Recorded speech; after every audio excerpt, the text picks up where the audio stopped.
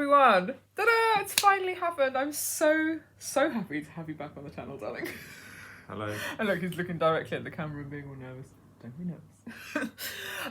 So this is the first of hopefully a few series, maybe. We'll see. One or two. And basically, I thought we'd start with one of the most sort of questions, which is, as the carer / spouse of a poorly person, what do you do with like doctor's appointments and stuff? Because in general, doctor's appointments for people with ME don't go great. Well, that's my experience anyway. So yeah, we're going to ask Neil. This is my husband, by the way, for those of you who are just coming to the channel. Yes. I don't have high expectations, really. Also, don't assume the worst.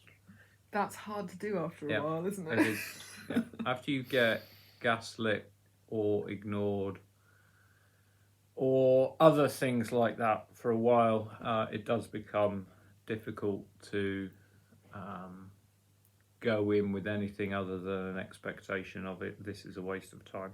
Yeah, and that's really hard because like you've got in the car, you've done the driving thing, you've parked, you've done all of this thing, and you're just like, oh, here we go again.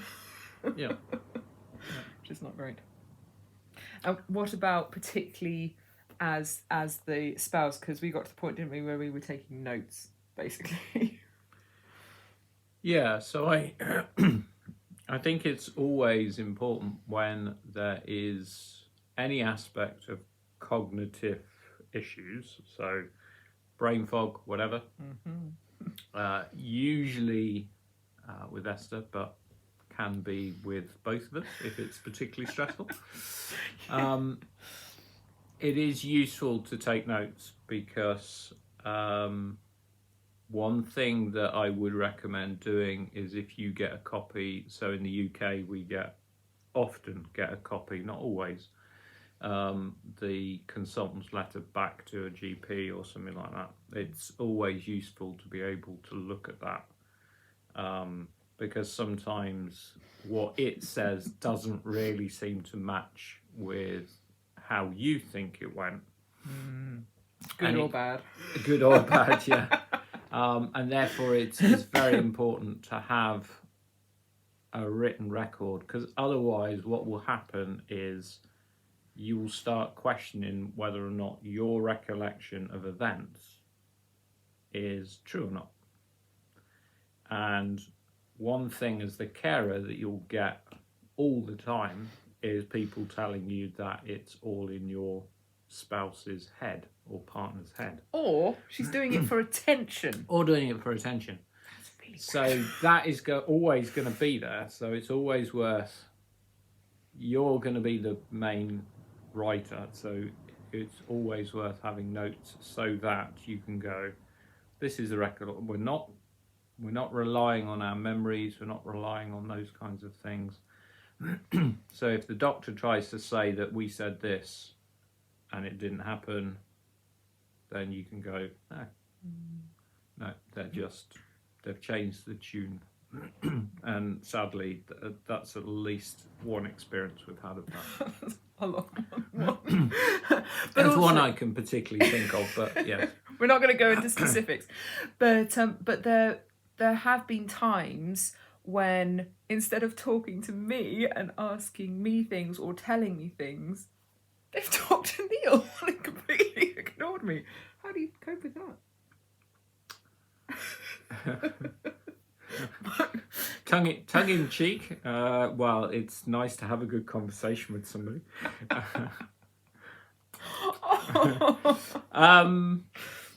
Yes, I think that's potentially, I'm at a stage in my life now where I would not take it as well as I did then. Yeah. And I haven't quite thought through enough to be able to think, is it worth just sitting there meekly, mildly as a little mouse and going... Which is what we used to do. Which is what we did, yeah. Going, oh, okay then. Or whether it's worth going... That's a load of rubbish. Okay. So, for example, one of the appointments we arrived and were kept waiting 45 minutes. So those of you who are struggling with being able to sit up and things like that, 45 minutes in a wheelchair before you get to talk to somebody, yeah, as the carer, you're thinking, right, I'm going to be doing most of the talking probably here. But we walked in, it was the doctor's fault that it was running late, though I think, judging by some of the things he said, the previous patient maybe made things stressful for him. But his opening salvo to Esther was, why don't you move to the chair? As in the hard chair, not the comfortable wheelchair. Yeah. Without even knowing whether I could or not. It wasn't in the form of a question. It wasn't, would you like to move to the chair or things. It was basically barking at her as though he'd already asked and she had refused. So at that point, as the carer, you're thinking, this is a waste of time, just leave. But we didn't say boo to a goose. There were two nurses in there that we really could have said something in order to kind of go, this really is unacceptable. The respect is supposed to work both ways.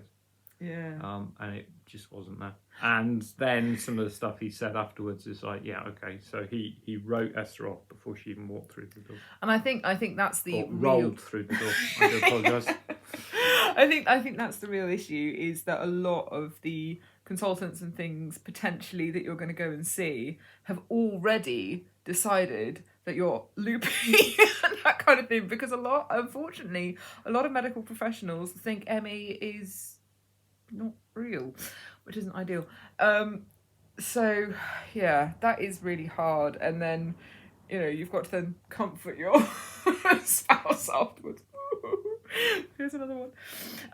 What about, this is an interesting... So that's probably, in hindsight, that is also something that is worth bearing in mind as the carer, is it's incredibly stressful for you. And it's very easy in that moment to forget that it's as bad, if not considerably worse for the patient. And therefore to not overload what they're going through by adding over to the top of it, here's a whole load of baggage. Did you see what he said? And that kind of thing. So we normally, after an appointment, like debrief in the car and just like, okay, was that as bad as I thought it was? There's one where But this is why, if you have notes, then you don't have to do it immediately. See, but if you don't have notes, you kind of, and to kind of go, did he actually say that? And we've kind of learned to laugh a little bit about it, haven't we? And be like, can you believe that just happened? That kind of thing. Where, I went in for yeast infection and I was being examined down there, and the doctor looked over at Neil and basically like rolled her eyes like that. And afterwards I was like, did she roll her eyes at you? And you were like, yes. Yeah, yes, she did. And we weren't happy with that. But, GPs have a difficult job. Absolutely. You see, this is the thing, is that... We love the majority of you. It's just unfortunate. And I think we're kind of gearing up because we've had 9 years of this, and then we went through some interesting times during COVID and things, which have made us a lot more like, okay, we're not going to take any rubbish from anyone kind of thing. So we're kind of gearing up. My gynae appointment for endometriosis to kick all that stuff off to try and get me sorted is in March. Yay. So potentially it's all going to start again, because endometriosis is another one that people get gaslit on, which is really bad. But so we're sort of gearing up for that. One last thing, though. You've been very wonderful. Thank you. One last thing. How do you have any sort of tips for coping with like the person, your wife? Because basically, when we've gone to hospital and it's been like you've got multiple different appointments, so basically you've just got to set up camp somewhere. So I couldn't sit up for very long. I'm back to that now, which is why I'm like slouched and reclining. So it's just like, I'm going to have to set up camp in the waiting room. And like the feelings of uncomfortableness with that, because Neil's very much like, you don't want to upset anyone, but I'm just like, if I'm going to be at all intelligible in this jolly meeting, I need to lie down. And then like afterwards, when we're either on adrenaline because we've had to just be like, okay, I've got to be able to answer questions, or I've got to be able to do these tests. And so then we just like die in the car basically afterwards, or we're loopy, which is normally what I do. Because I take a while to come down from adrenaline. So like on the way home, I'm just like, just on the way home, and then I go for a rest.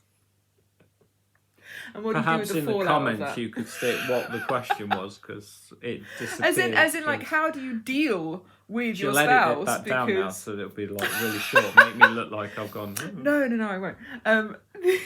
How do you deal with your patient wife, not patient wife, impatient wife? Like, how Right. do you still be loving and caring when actually you're upset with what the doctor's done, and you're frustrated that she's asking you to go and get her another pillow, or feeding her Snickers because she can't do it herself? That happened once. Do you remember that? Yeah, and the hardest thing with that is not to go, here you go. We do try and Do so. support one another, don't we? But You have to focus on... Focus? Focus? Hi. You need to... you need to focus on what is important. And I think that's the important thing, is to take a step back as far as you can. In the emotion, I find it difficult to turn everything off. So if you can stay detached, that's fine. So Good if for you you. got if you got multiple appointments, then I tend to focus on, right, okay, what is the best way of moving around these things? I feel uncomfortable in that scenario. Isn't necessary. Tough. Just grin and bear it. And then as far as possible is to remember who it is you're looking after. So this I think is the worst part of the whole experience. Is is that you will encounter, particularly for Emmy, you're going to encounter people saying that it's completely made up and it's rubbish, or they're over egging it, or they could get better if they wanted to, and all that kind of stuff. And we don't understand what they're going through, and then that gnaws at the edge of your psyche, so that, you know, when they need help, it's very difficult to keep the patience. So what you have to do is take a step back and say, right, I know this person. I know that they don't do these kinds of things for attention. I know that I am seeing things, so I pay attention to the observations and just say, look, I'm just going to dismiss that because it is rubbish.